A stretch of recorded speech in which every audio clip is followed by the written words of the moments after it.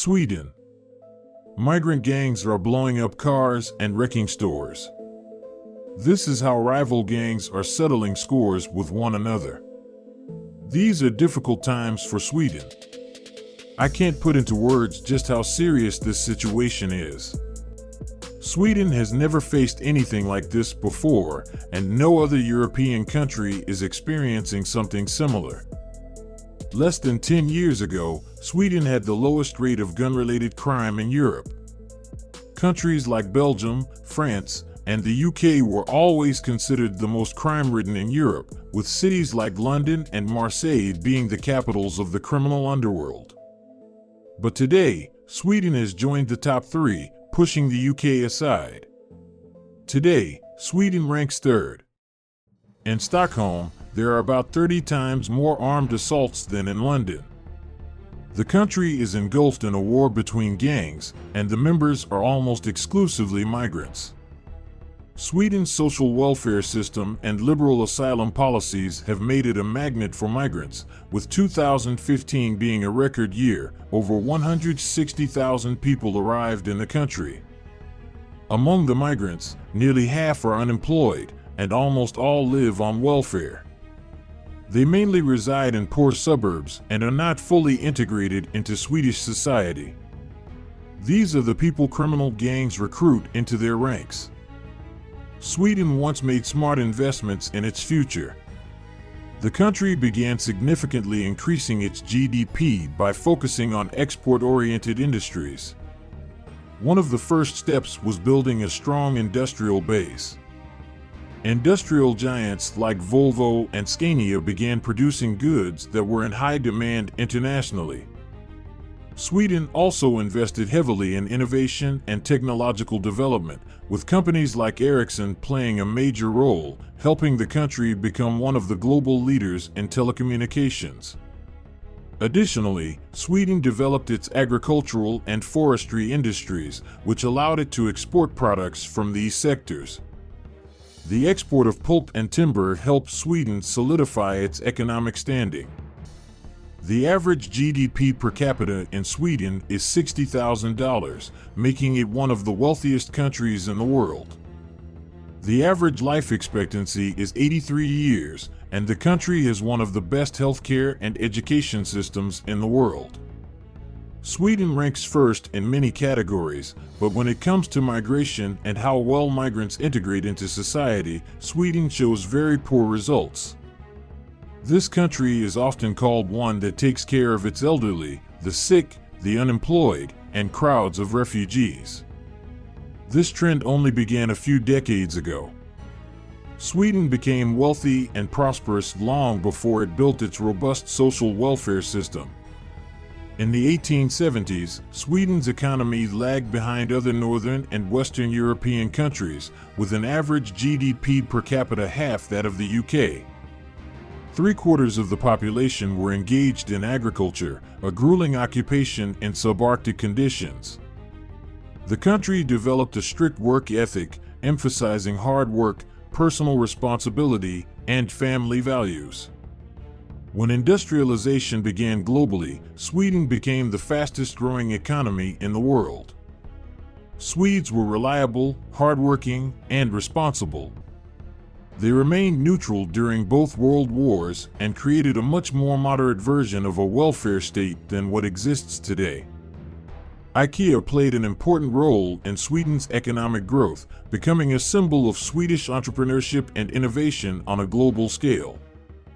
The company, founded in 1943 by Ingvar Kamprad, transformed from a small family business into a major international corporation specializing in furniture production and sales. One of IKEA's key strategies that contributed to Sweden's GDP growth was offering affordable furniture through efficient production and logistics. IKEA pioneered flat-pack furniture, significantly reducing transportation costs and making furniture affordable for the middle class worldwide. This allowed the company to grow rapidly, open stores across the globe, and increase export volumes. Sweden's path to prosperity was characterized by free market policies and limited government intervention. Only in the 1960s did more radical reforms occur in the social system. The concept of folkhemmet, the people's home, gained popularity, describing Sweden as a family where citizens care for each other like brothers and sisters. This philosophy partly explains why Sweden welcomes refugees. Today, the welfare state provides significant social benefits to both native Swedes and migrants. Upon the birth or adoption of a child, each parent is entitled to 240 days of parental leave. Retired couples receive payments almost equal to their pre-retirement earnings. Healthcare and education are mostly free and among the best in the world. The government offers great care, but that care requires funding through high taxes. In the 1950s, income tax was 21%. Today, the average Swede pays around 50%. Just imagine, you receive your paycheck, and you have to give half of it to the government. But how do all these changes affect the economy? In 1975, Sweden ranked fourth among the richest countries. The 1980s and 1990s were difficult times for the country. By 1993, Sweden had fallen to 14th place. Employment rates didn't grow much. By 2014, they were not much higher than they were 3 decades earlier. Social inequality in 2013 was almost the same as in 1950. Nevertheless, by the time the new government came to power, Sweden was still rich and full of promise. People see their country as a family and a society where everyone gets along and where everyone is equal. But this principle extended to refugees as well. In 1987, 3% of Sweden's population were immigrants from outside the EU. By 2013, that figure had risen to 12%. When these migrants arrived in Sweden, something curious happened. A study revealed that the group of migrants who fled Iraq in the 1980s and 1990s, when Saddam Hussein was in power, were 2.5 times more likely to receive higher education than native Swedes. But once they arrived in Sweden, only 18% of them found work. Why aren't they working?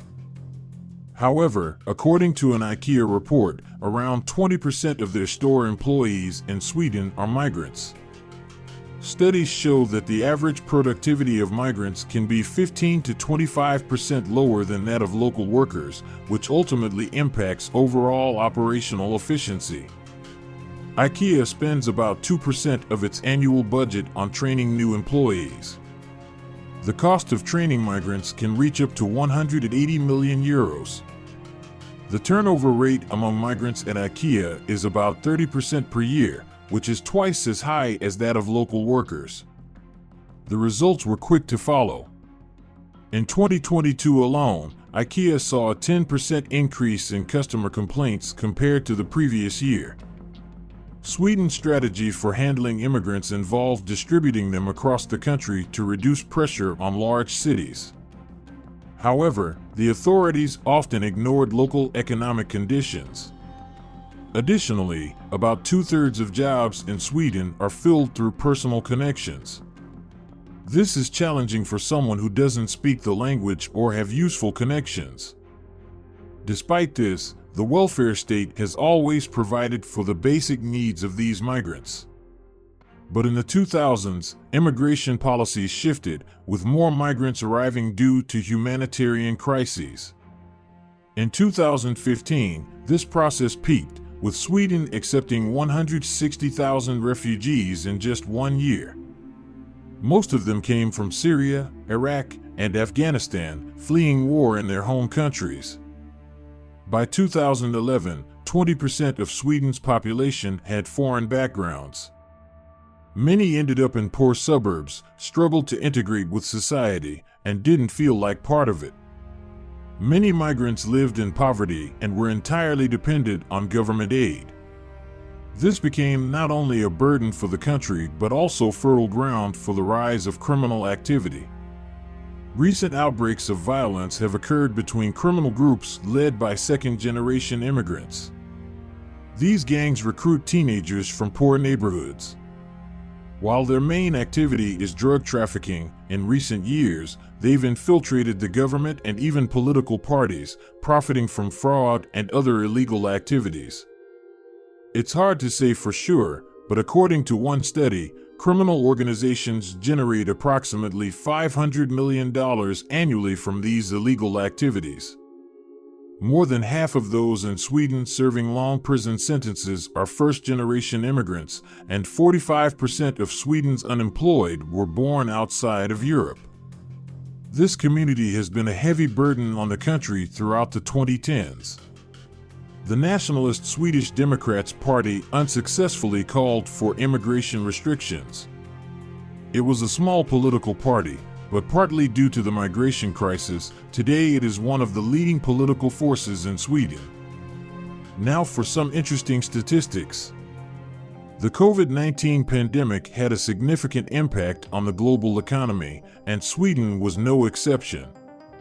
Unlike most countries that imposed strict lockdown measures, Sweden opted for a more flexible approach, creating a unique situation for both the economy and migrants. When the world faced COVID-19, Sweden decided not to close stores and restaurants, instead focusing on recommending social distancing. This decision initially sparked a lot of debate, but as results showed, it led to mixed economic outcomes. In the first quarter of 2020, Sweden's economy began showing signs of slowing down. The country's GDP contracted by 8.6% in the second quarter, marking the steepest decline since 1980. However, by the third quarter, economic indicators began to recover, and Sweden was able to avoid a long-term recession. But despite this successful economic rebound, migrants faced serious challenges, including rising unemployment and social isolation. Government support programs didn't always reach those in need. Many migrants lacked access to information about social services due to language barriers. This led to a decline in the country's cultural cohesion and a setback in the integration of migrants into Swedish society. The current Prime Minister has distanced himself from tradition, supporting tax cuts, free market policies, and economic liberalism. He works closely with the Swedish Democrats. His right-wing coalition believes that the growing conflict between gangs is directly linked to the immigration policies of the past. The foreign minister stated, "Today, we see that alienation and poor socialization, combined with drug trafficking and organized crime, create this highly toxic mix. It would be short-sighted to blame the violence entirely on immigration. Indeed, part of the blame lies with government policies aimed at socializing migrants, and the worsening situation has occurred within a system that may have gone too far in accepting refugees. The idea of fully reverting to a capitalist society doesn't have broad support, but the policies of the Swedish government suggest that such changes are needed. They are implementing reforms to make migration to Sweden more difficult, while those already in Sweden are being actively integrated into Swedish society. For children born to two parents of different nationalities, attending daycare is now mandatory to help them learn the Swedish language. Will Sweden manage to overcome the migration crisis, or will migrants ultimately destroy its economy? We will soon find out the answers to these questions.